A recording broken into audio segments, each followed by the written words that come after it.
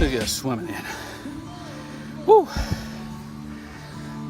Hurricane's coming up this way, and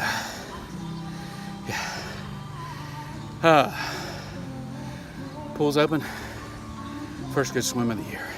I want goggle manufacturers to quit using these hard, stiff nose ridges.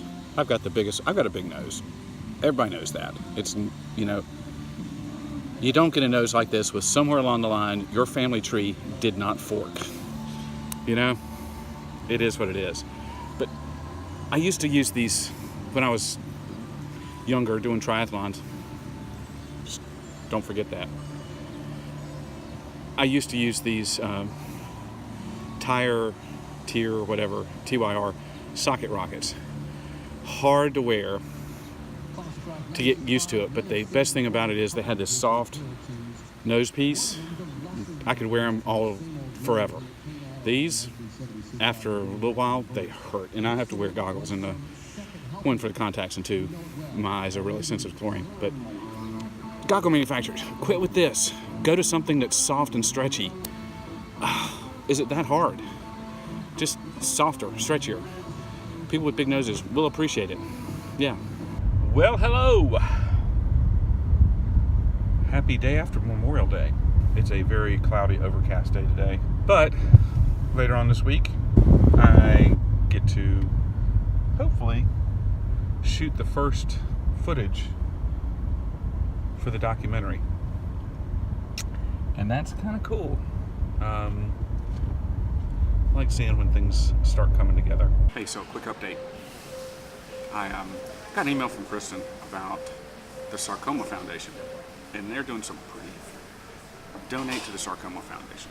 They're doing some really cool stuff. And what they've been working on is CRISPR and Cas9 encoding for Ewing's patients. Specifically, what Kristen told me was the study they're funding now addresses the type of the variant of Ewing's that Beckett had. And what they're trying to do, the way I understand this is there's a couple variants of Ewing's. One of them is not so bad, and one of them is really, really bad. And what they're trying to do with CRISPR and with Cas9 encoding is change the cells that have the really, really bad version of Ewing's into the cells that have just the bad version. That the bad version is the type that Beckett had originally. And chemo works on that.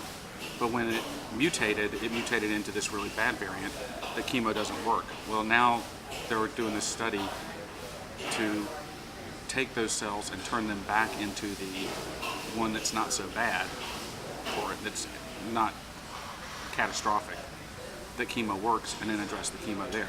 Very, very cool stuff, and I'm really excited about it. So, let me tell you, I'm going to give you the quick and dirty version of CRISPR, and it's really, really cool.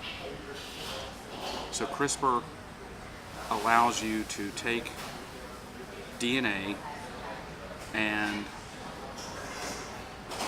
put it into an organism, and it will find it's like a search and replace. That's the way to describe it.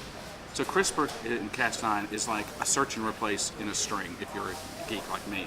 So the body is the haystack, the needle is the needle is the segment of DNA that is bad. And so DNA has a marker at the beginning and end of segments. And that's how DNA turns into RNA. So RNA takes DNA, strips segments out, creates proteins, and then it goes back and finds the next step, and so forth. Well, this kind of takes that same process and cuts out the segment of DNA that is bad, and it carries a payload with the section that's good. So it cuts this out and replaces it with the good DNA, or with the replacement DNA. They're doing it right now with mosquitoes and malaria. by altering the genes of these mosquitoes within a few generations, they can eradicate malaria, because what they're doing is making the mosquito where it can't carry the malaria bacteria. Okay, so fast forward into this. I knew about Cas9, CRISPR and Cas9 coding for years, and well, for at least a few years. And I always thought that's going to be what's going to be the next big breakthrough in cancer. And it looks like the Sarcoma Foundation is really working on that. And the Sarcoma Foundation they're small. They are minuscule compared to everybody else. But sarcomas are so rare, and they're usually deadly, you know, in Beckett's case, obviously. So they can fund these things, and they can go and take the little step. They can move the bar forward a little bit. They don't need a big win. They just need little wins. And this could be a little win that turns into a big win. And it's really, really cool. I'm very excited about it. If you guys, shop on Amazon, I'll put the link down below. And I'm hitting this table pretty hard, sorry. I'll put the link down below to smile.amazon.com and support the Sarcoma Foundation.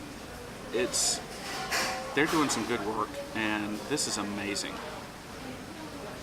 And if this had been around a few years prior, it potentially could have saved my son's life. That's how amazing this is.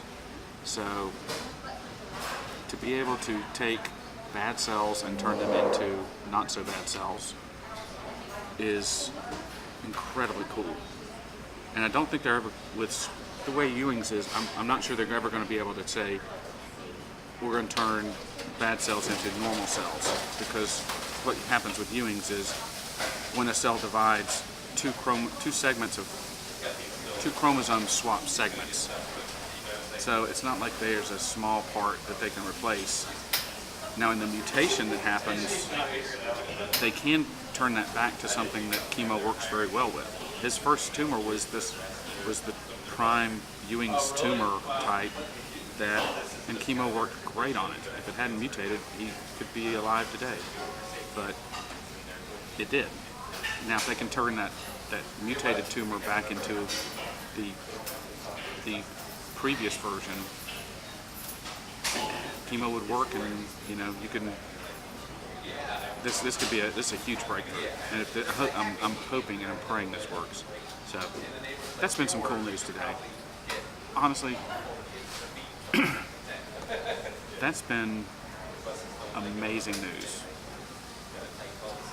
today. And I think, I was going to talk about, when plans don't go the way you want them to, and how I deal with that. But you know what? This is a good thing. So, look, go support Smile. Go support the Sarcoma Foundation.